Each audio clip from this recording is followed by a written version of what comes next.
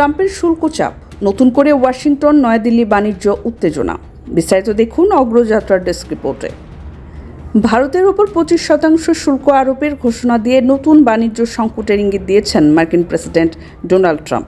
দিল্লিকে সরাসরি উচ্চ শুল্ক আরোপকারী ও বাণিজ্য নীতি ব্যাহতকারী হিসেবে আখ্যা দিয়েছেন ট্রাম্প। সম্প্রতি নিজের সামাজিক যোগাযোগ মাধ্যমে ভারতের অর্থনীতিকে ডেড ইকোনমি আখ্যা দিয়ে ট্রাম্প বলেন, রাশিয়ার সঙ্গে ভারতের ঘনিষ্ঠতা নিয়ে কিছু বলতে চান না তিনি, তবে দুই দেশ একসঙ্গে পতনের পথে বলে মনে করেন মার্কিন প্রেসিডেন্ট। পাশাপাশি ভারতের সব পণ্যের ওপর 25% শুল্ক আরোপের ঘোষণা দেন ট্রাম্প। রাশিয়ার তেল ও সামরিক সরঞ্জাম কেনার জন্য ভারতের বিরুদ্ধে অতিরিক্ত শাস্তিমূলক পদক্ষেপ নেওয়ার কথাও জানান তিনি।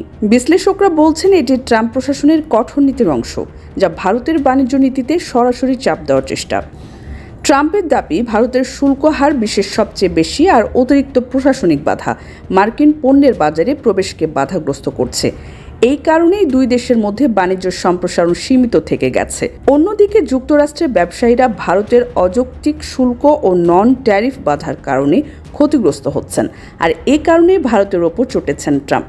বিশেষভাবে রাশিয়া থেকে ভারতের তেল আমদানিও রোষানলে ফেলেছে নয়াদিল্লিকে। ইউক্রেন যুদ্ধ শুরু হওয়ার পর থেকে ভারতের রাশিয়া থেকে তেল আমদানি বেড়ে 40% কাছাকাছি গিয়ে ঠেকেছে। এই বিশাল অঙ্কের ক্রয় সাম্প্রতিক সময়ে মার্কিন প্রশাসনের জন্য বড় উদ্বেগের বিষয়।